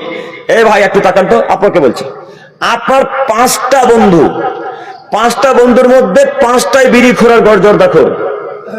আপনি একাই নামাজ পড়েন, আপনি একাই সালাত আদায় করেন, তো 5টা বন্ধু বিড়িখোর, জর্দাখোর, ফেন্সিডেল করে, এরা হারাম করে, এরা হারাম কাজকর্ম করে। আপনি কিন্তু ভালো মানুষ। তো আমি আপনাকে প্রতিদিন বক্তব্যের মাঝে বলেছি যে আপনার যদি বন্ধু বিড়িখোর হয়, তো তাহলে চলবেন না। তো আপনি তখনই আমাকে উত্তরে বলেছেন, আব্দুল করিম সাহেব, আমার বন্ধুরা বিড়িখোর, তাতে কি আছে, আমি যে বিড়ি খাই না? এরকম কথা বলে না ভাইয়েরা? আমার বন্ধু জর্দাখোর, তাতে গিয়েছে, আমি তো জর্দা খাই না। ও, চাচাদের কথা মনে নাই? সঙ্গ দোষে লোহা ভাসে। চাচাদের কথা মনে নাই? চাচাদের কথা যদি মনে না থাকে, তো কালিয়াচক সবজি বাজারে যাবেন, সবজি বাজারে গিয়ে দেখবেন পচা পেঁয়াজ গুলো রাস্তাতে পড়ে আছে, থাকে না? তো বলেন তো, 50 কেজির বস্তার ভেতর থেকে পচা পেঁয়াজ গুলো কেন বের করে ফেলে? আর কিছু পেঁয়াজকে যেন পচিয়ে না দেয়, তাই বের করে ফেলে দেয়। আলুকেও সেইভাবে বের করে দেয়, তাই না চাচা? আলুকেও বের করে ফেলে দেয়। তো কেন ফেলে গো? ওরা বিশ্বাস করে যে এই আলুটা যদি এখন থাকে, বা 2 দিন 3 দিন থাকে, তো আরো বাদ বাকি 10 কেজি 15 কেজি আলুকে পচিয়ে দেওয়ার সম্ভাবনা রাখে, তাই তারা পচা আলুটাকে বের করে ফেলে দেয়। তো আপনাকে আমি বলতে চাচ্ছি, এই যে বিড়িখোর, গাঁজাখোর, মদখোরের বন্ধুর সাথে ঘুরছেন, এর সাথে যদি চলাচল করেন, এই ছেলেগুলো একদিন না একদিন আপনাকে মদ পান করিয়ে ছাড়বে, একদিন না একদিন আপনাকে বিড়ি পান করিয়ে ছাড়বেন, একদিন আপনাকে গুটকা পান করে ছাড়বে।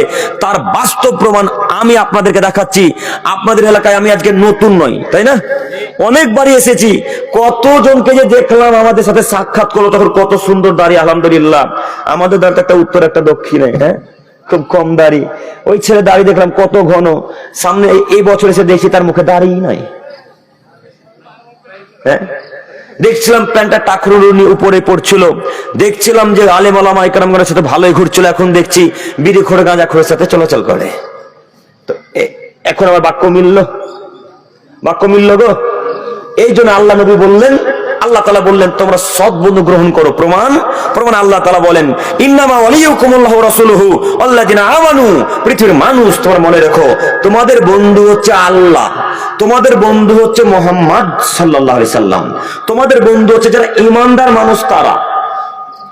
আল্লাযীনা ইউকিমুনাস সালাহ, যারা সালাত আদায় করে তারা আমাদের বন্ধু। ওয়া ইউতুনাজ যাকাত, যারা যাকাত দেয় তারা আমাদের বন্ধু। ওয়া হুম রাকিউন, যারা নম্র ভদ্র সাধারণ মানুষ তারা আমাদের বন্ধু। কয় শ্রেণীর লোক এখানে আমাদের বন্ধু? 6। তার মধ্যে 1 নম্বরে আল্লাহ, 2 নম্বরে মুহাম্মদ সাল্লাল্লাহু আলাইহি সাল্লাম, 3 নম্বরে ঈমানদার মুমিন ব্যক্তিগণ, 4 নম্বরে যারা সালাত আদায় করে তারা, যারা যাকাত দেয় তারা, যারা নম্র ভদ্র মুখের ভাষাকে ভালো করে কথাবার্তা বলে তারা আমাদের বন্ধু। মনে থাকবেন ইনশাআল্লাহ? ইনশাআল্লাহ এই 6 শ্রেণীর লোকের সাথে বন্ধুত্ব রাখেন। তার মধ্যে 1 নম্বরে আল্লাহ, 2 নম্বরে মুহাম্মদ সাল্লাল্লাহু আলাইহি সাল্লাম।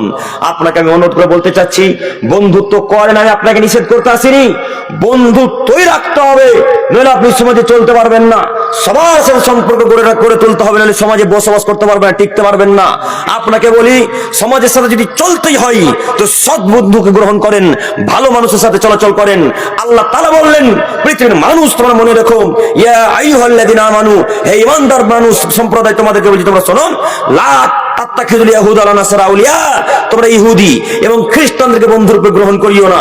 তোমরা ইহুদি এবং খ্রিস্টানদেরকে বন্ধুরূপে গ্রহণ করিও না। বাদুহুম আউলিয়া বাদ, তারা একে অপরের তোমাদের বন্ধু। আমরা ইহুদি এবং খ্রিস্টানদেরকে কখনো কোশ্চিনকালে বন্ধু মানি না, মানবো না ইনশাআল্লাহ। সম্মানিত উপস্থিতি, আমি বলতে চাচ্ছিলাম, বন্ধুত্ব যদি গড়তেই হয়, বন্ধুত্ব যদি গড়ে তুলতে হয়, তাহলে কাদের সাথে রাখবো? মুমিন বন্ধুদের সাথে, মুমিন যারা মানুষ যারা সালাত আদায় করে তারা, তাদের সাথে। তো সময় শেষের দিকে, আমি আর কথা বাড়াতে চাইছি না, আপনারা অনেকক্ষণ থেকে ধৈর্য ধারণ করে আছেন। তো আমি এটা কই আপনাদের ইস্তেহারটা, বাবুরবোনা দক্ষিণ পাড়া জামে মসজিদ। তো আপনারা সকলে অবগত আছেন যে বাবুরবোনা দক্ষিণ পাড়া জামে মসজিদের উন্নতিকল্পে আপনাদের জালসা মসজিদ দেখলাম, আলহামদুলিল্লাহ দাঁড় করিয়েছেন সালাত আদায়ের জন্য। তো আপনারা যেহেতু সকলে অবগত, সকলে যেহেতু জানেন, সেই কথাকে সামনে রেখে আপনাদেরকে বলতে চাচ্ছি যে যতটুকু পারবেন অবশ্যই দিয়ে যাবেন, কেউ খালি হাত যাবেন না ইনশাআল্লাহ।